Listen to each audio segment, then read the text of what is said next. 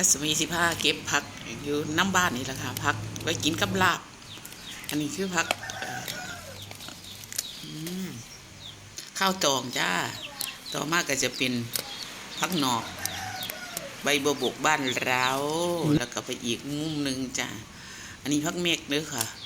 เอาอันละเล็กละน้อยจ้าเพราะว่ากินผู้เดียวกินสิบเบิด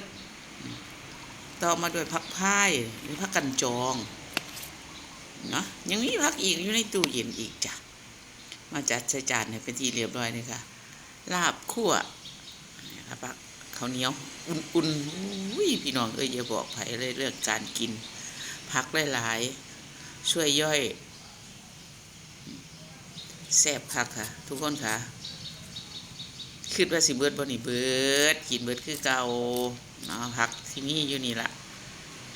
แซ่บหลายผักเมกแต่หวานลงจุ่ยๆบ่ฝาด